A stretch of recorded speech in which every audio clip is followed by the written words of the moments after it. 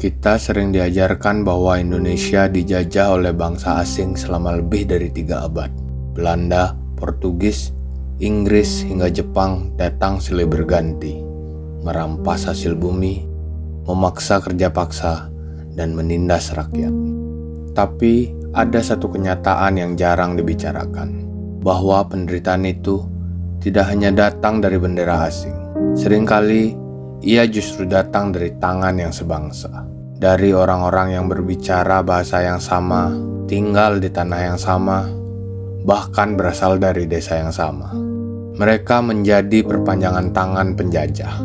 Mereka mengawasi, menghukum, dan memeras rakyatnya sendiri.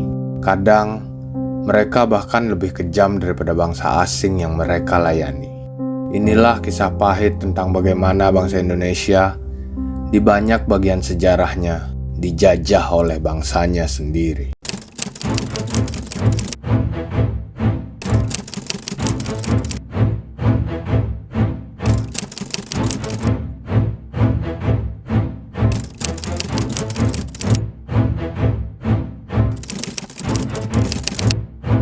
Abad ke-17, Nusantara adalah surga rempah dunia. Lada, cengkeh, pala, semua diburu pedagang Eropa.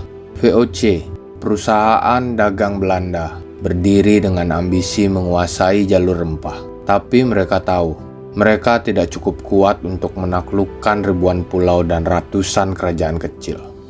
Maka, mereka memakai strategi pecah belah dan kuasai. VOC tidak perlu menaklukkan semua orang. Mereka hanya perlu menemukan segelintir elit lokal yang bisa dibeli. Di Maluku, VOC memanfaatkan perpecahan antar kerajaan. Mereka berpihak pada satu raja untuk menaklukkan raja lainnya. Hasilnya, rempah dikirim ke Batavia, sementara rakyat Maluku dipaksa menebang pohon cengkeh mereka sendiri bila tidak sesuai kuota. Di Jawa, VOC masuk ke dalam konflik perebutan tahta Mataram. Para bangsawan yang ingin berkuasa lebih rela menggadaikan tanah leluhurnya kepada VOC daripada kalah dari saudaranya sendiri. Dan puncaknya, perang di Ponorogo. Pangeran Diponegoro berjuang melawan Belanda karena tanah leluhurnya dilanggar. Tapi Belanda tidak pernah berperang sendirian. Mereka didukung priai-priai Jawa yang setia pada kolonial, pasukan kerajaan yang menembak sesama orang Jawa, bahkan pejabat yang dengan sadar mengkhianati darah bangsanya. Inilah wajah awal penjajahan dari dalam, ketika kekuasaan dan kedudukan lebih penting daripada kedaulatan tanah sendiri. Kita sering mengira penderitaan rakyat Nusantara dimulai sejak bangsa Eropa datang, padahal jauh sebelum itu, rakyat jelata sudah hidup dalam sistem feodal yang menindas. Rakyat kecil tak memiliki tanah, semua milik raja, bangsawan, atau pemilik tanah besar. Petani hanya penggarap yang harus menyerahkan sebagian besar hasil panennya. Bila gagal panen, mereka tetap wajib membayar upeti. Bila menolak, hukuman menanti. Kerja rodi bukan hal baru yang dibawa Belanda. Dalam banyak kerajaan lokal, rakyat sudah terbiasa disuruh bekerja tanpa upah untuk membangun istana, jalan, atau proyek besar raja.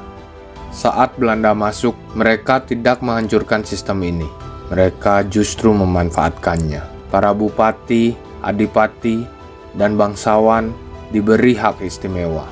Tetap dihormati rakyat, tetap berkuasa, tapi sekarang mereka tunduk pada Belanda. Sebagai gantinya, mereka harus memastikan rakyat setempat tunduk pada kebijakan kolonial. Dengan cara ini, rakyat seolah-olah dijajah 2 kali. Sekali oleh penjajah asing, sekali lagi oleh penguasa lokal yang seharusnya melindungi mereka. Pada tahun 1830, Belanda memberlakukan kultur stelsel, sistem tanam paksa. Rakyat diwajibkan menyerahkan sebagian tanahnya untuk ditanami komoditas ekspor, kopi, tebu, nila. Tapi siapa yang mengawasi rakyat di lapangan? Bukan orang Belanda, melainkan kepala desa, bupati, dan terutama mandor pribumi. Mandor adalah simbol ketakutan di desa. Mereka membawa catatan hasil panen, tongkat rotan, dan wewenang penuh untuk menghukum. Jika target tak tercapai, rakyat dipukul, dicambuk, bahkan dipenjara. Yang paling tragis, mandor sering lebih kejam daripada orang Belanda. Kenapa? Karena posisi mereka bergantung pada hasil kerja rakyat. Kalau gagal, mereka kehilangan jabatan. Jadi, demi mempertahankan diri, mereka memeras habis-habisan rakyat yang seharusnya mereka lindungi. Akibatnya, kelaparan besar melanda Demak, Grobogan, dan Cirebon. Sawah padi ditinggalkan demi tanaman ekspor. Ratusan ribu orang meninggal bukan karena peluru, tapi karena perut kosong. Dan yang memaksa mereka bekerja bukan orang Belanda di Batavia, melainkan tetangga mereka sendiri yang menjadi mandor. Tahun 1942, Jepang datang dengan slogan Saudara Tua. Mereka membebaskan tahanan politik, membakar semangat anti Barat, dan mengaku sebagai penyelamat Asia. Tapi kenyataannya jauh lebih kejam. Program Romusa lahir. Jutaan rakyat dipaksa bekerja untuk kepentingan militer Jepang, membangun jalur kereta, benteng, dan lapangan terbang. Lagi-lagi, Jepang tidak bekerja sendiri. Kepala desa, camat, tokoh masyarakat ditunjuk untuk mengerahkan warganya. Mereka membujuk, memaksa, bahkan menipu dengan janji pekerjaan bergaji. Banyak yang berangkat tanpa tahu bahwa mereka tak akan pernah kembali. Ribuan meninggal dalam kerja paksa. Ribuan lagi tidak pernah terdengar kabarnya. Dan sekali lagi, orang-orang yang mengantarkan mereka ke jurang penderitaan itu adalah orang sebangsa. Proklamasi 1945 memberi kita kemerdekaan politik, tapi apakah penindasan berakhir? Nyatanya tidak. Bentuk penjajahan berubah rupa. Kini tak ada bendera asing, tapi ada korupsi yang menggerogoti uang rakyat. Ada kekuasaan yang menindas kebebasan berpendapat. Ada aparat yang menakut-nakuti rakyat dengan alasan stabilitas. Penggusuran paksa, penindasan terhadap oposisi, bahkan konflik horizontal di daerah-daerah seringkali bukan dipicu bangsa asing, tapi oleh elit politik lokal. Penjajahan berganti wajah, tidak lagi dengan meriam dan kapal perang, tapi dengan pena, tanda tangan, dan keputusan politik. Tapi rasanya tetap sama pahit.